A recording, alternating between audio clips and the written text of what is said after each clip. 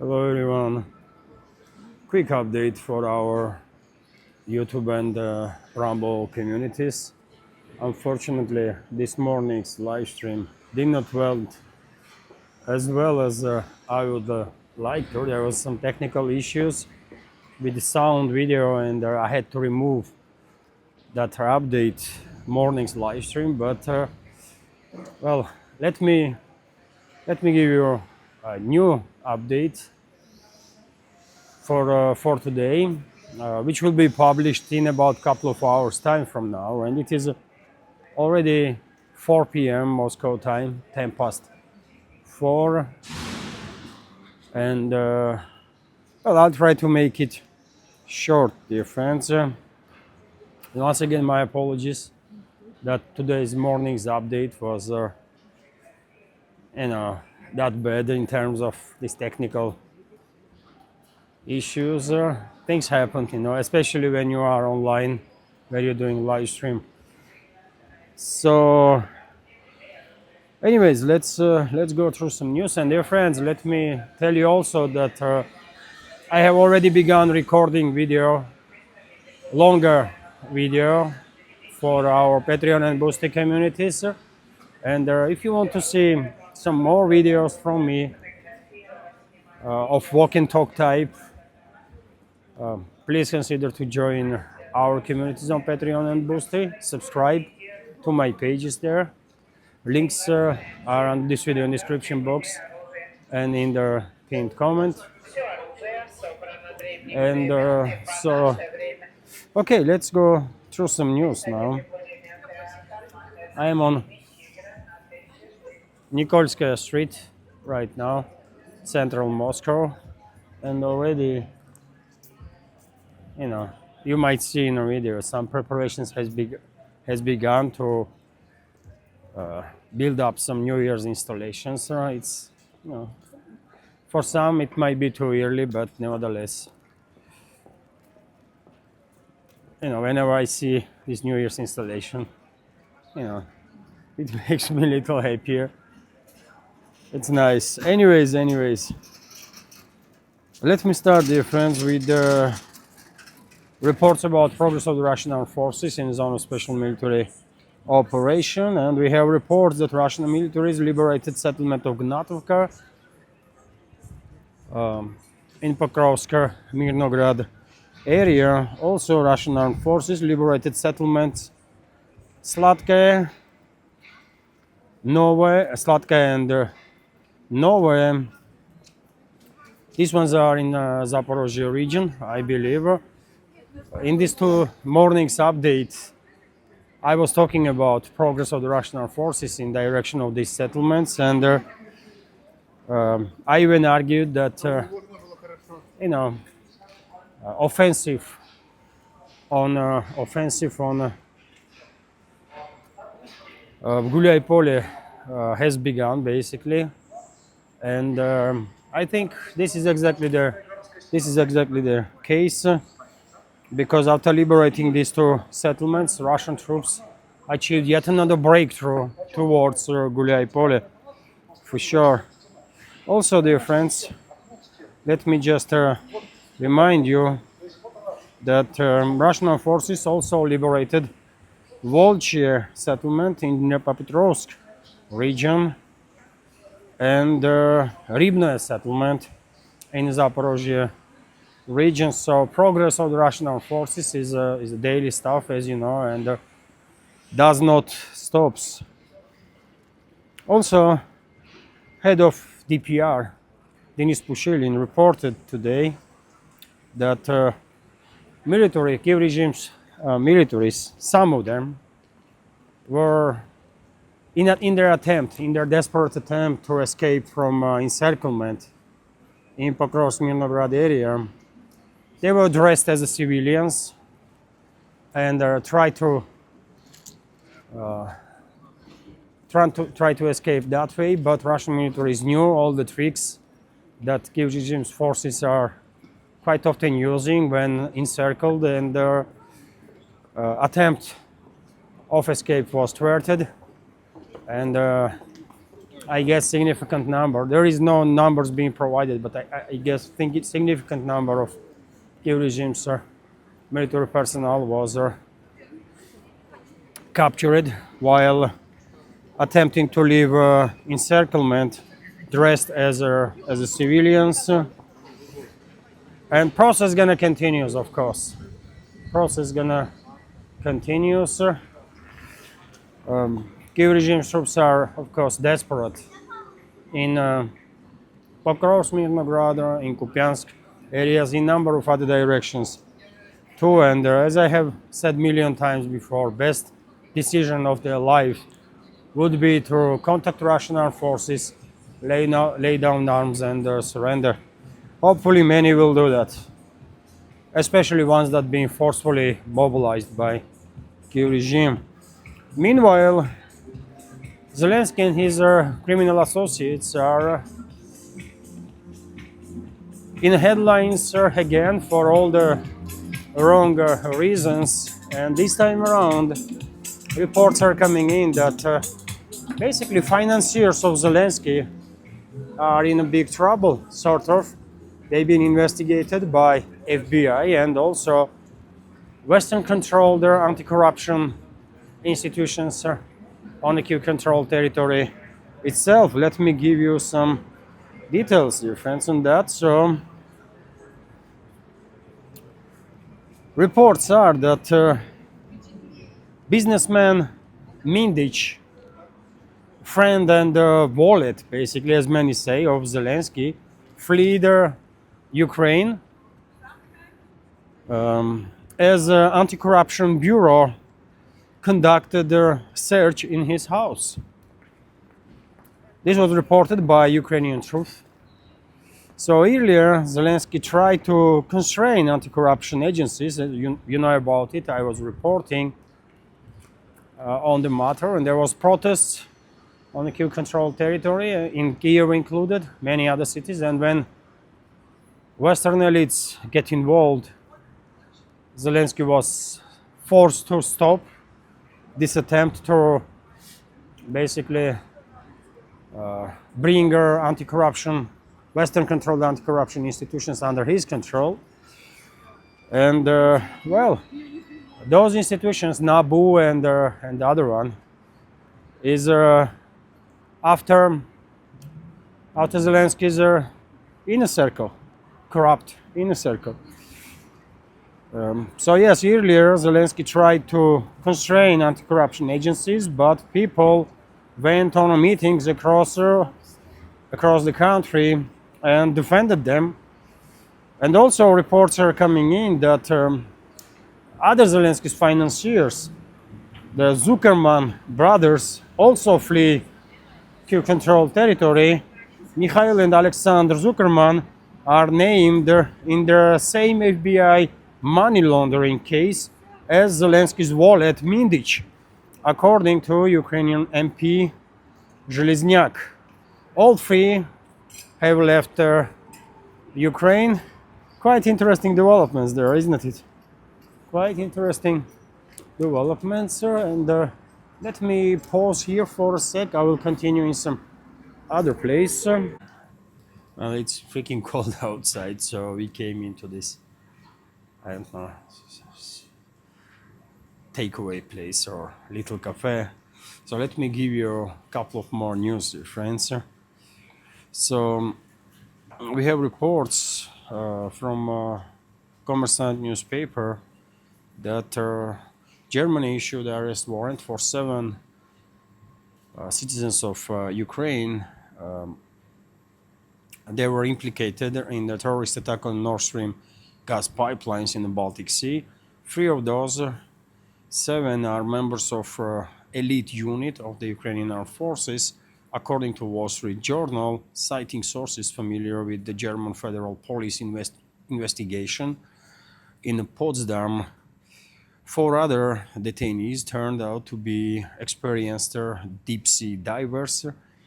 Arrest warrants have been, as I already said, issued for all those involved. And yet again, dear friends, this is quite interesting story, isn't it? Because even though we all understand and know perfectly well that these Nord Stream terrorist attacks were conducted, orchestrated, organized, conducted by US military and intelligence, British military and intelligence, Norway was involved, Poland was involved. We just know this, right?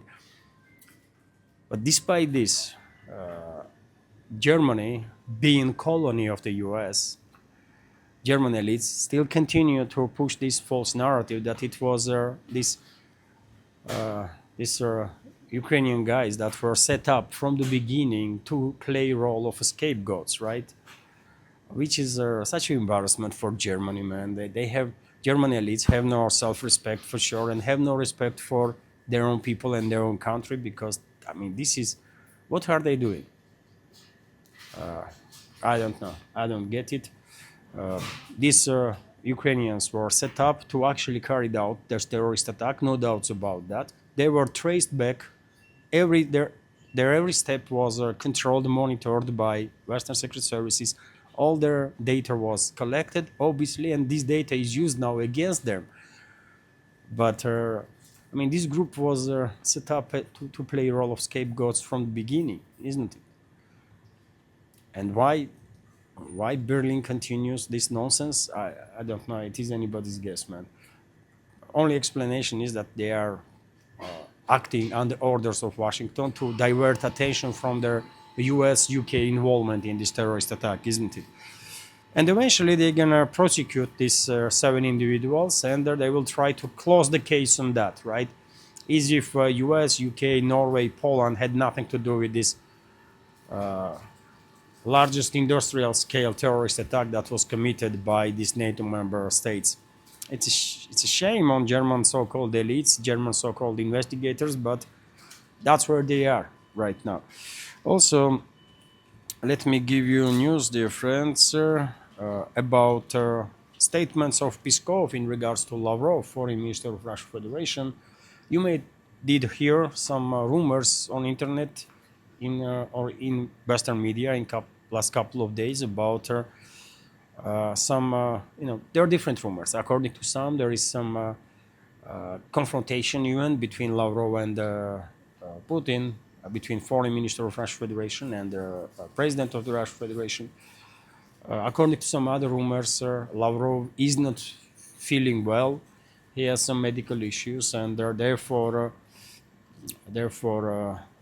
he might not be as active as he always is, right?